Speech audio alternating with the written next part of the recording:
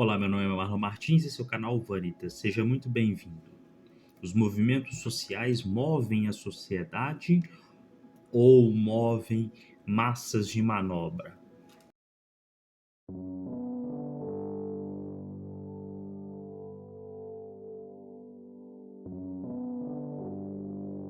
Pois bem, quando falamos de movimento social, nós iremos nos remeter exatamente a grupos que se organizaram ao longo do século XX, principalmente no cenário europeu, e também nos remeteremos àquilo que se desenvolveu politicamente também nesse século.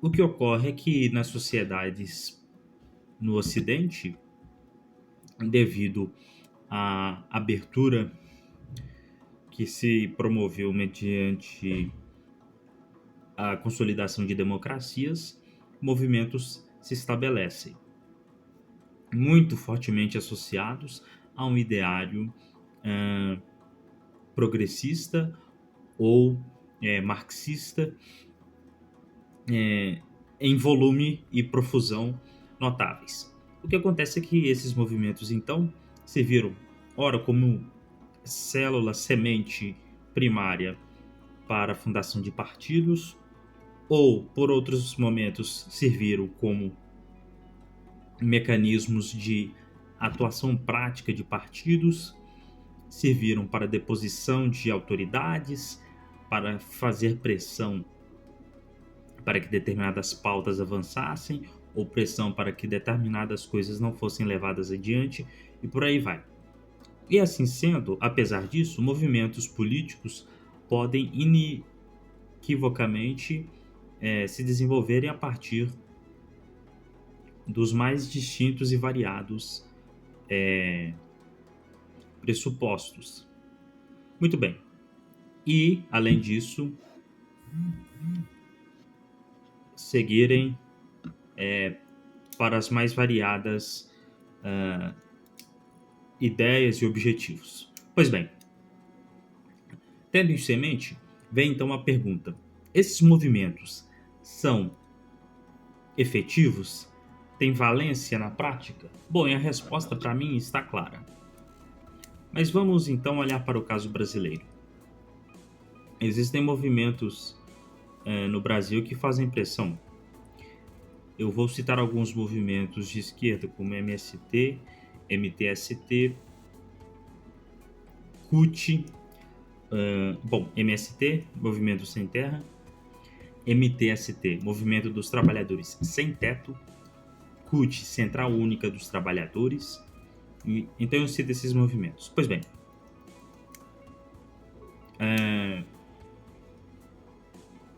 esses movimentos então têm pautas específicas, que está contido no nome deles. Eles têm pautas voltadas para reforma agrária, pautas voltadas a direito à moradia, pautas voltadas ao direito do trabalhador. Pois bem, esses grupos tiveram importância? Sem dúvida. Esses grupos estão associados a todos os partidos de esquerda no Brasil, e o partido de esquerda mais poderoso do Brasil, o Partido dos Trabalhadores,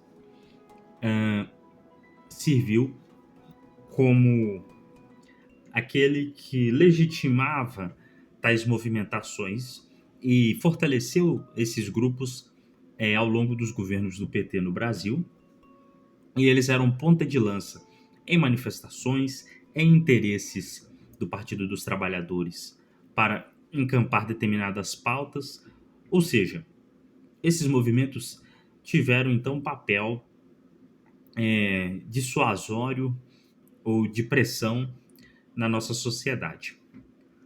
Pois bem, cito agora um outro movimento político que não é de esquerda nesse caso, agora é de um outro espectro político.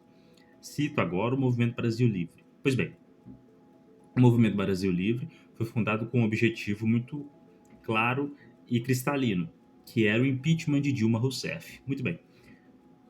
Então, o movimento se organiza, realiza inúmeros atos presenciais, atua fortemente nas redes sociais a fim de engajar uma massa de pessoas ao redor do Brasil para mover a opinião pública a fim de que Dilma Rousseff se visse encurralada, né, mediaticamente e, portanto, politicamente, e assim saísse da posição em que ocupava. Pois bem, eles então são exitosos nessa empreitada, mas eles não encerram. Bom, a partir daí, eles vão defender, após o impeachment de Dilma Rousseff, pautas relacionadas à sua concepção ideológica, que era voltada fortemente ao liberalismo econômico.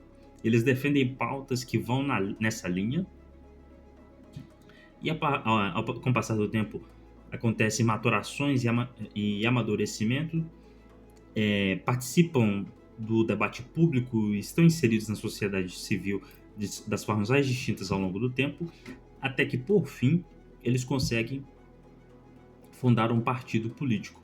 Nesse caso, então, a ideia é reversa à que eu citei antes. Eles são a chefia, o comando, que vai fazer, então, que eles tenham, no futuro, um partido político. Então, eles são casos em que um movimento político tem um partido e não o contrário, como eu disse no início, fazendo alusão àqueles movimentos de esquerda. Pois bem, o que eu trago, então, como conclusão de tudo isso?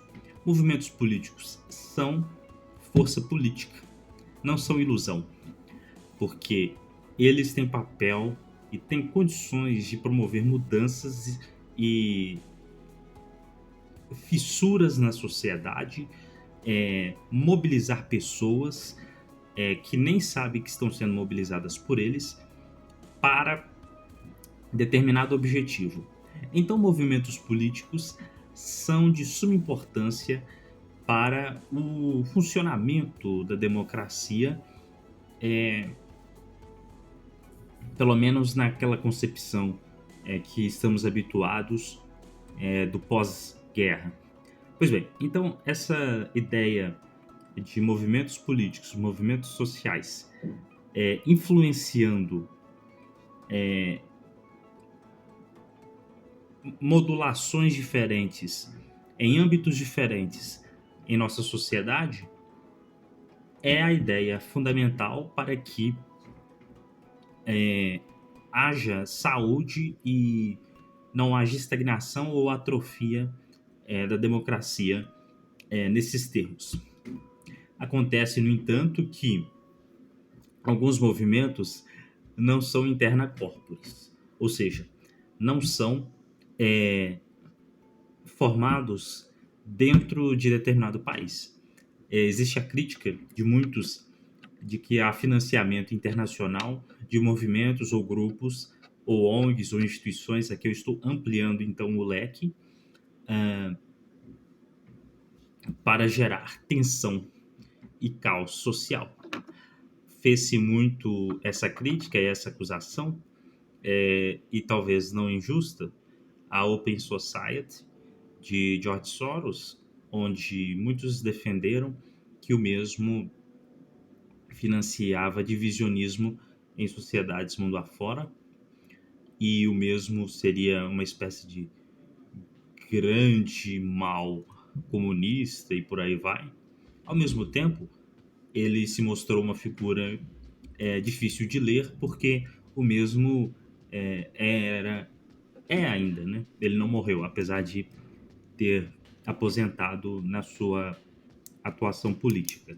Mas o mesmo foi rival tanto do regime russo como do regime chinês, por serem resistentes ao que ele chamava das sociedades abertas.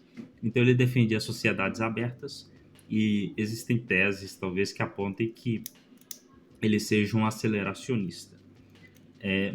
Bom, mas fazendo essa digressão aqui, o que importa é que movimentos sociais, movimentos políticos, talvez passem por mudanças, porque há uma radicalização que ocorre no Ocidente nesse exato momento, em prol do nativismo, do nacionalismo, da rejeição às ideias que foram efervescentes nas últimas décadas do século XX, nas primeiras décadas do século XXI, e a oposição a essas ideias, a essa visão de mundo, pode fazer com que haja uma reversão disso tudo e um recuo de movimentos sociais muito associados a perspectivas de esquerda. Bom, dito isso, eu vou encerrando por aqui, e se você gostou dessa análise, dessa discussão, comente aqui o que você mais gostou dela. Faça um comentário aqui. O meu desafio a você que viu esse vídeo até o final. Comente algo, por favor, é o que eu peço. E esteja aqui para o próximo vídeo. Muito obrigado e até lá.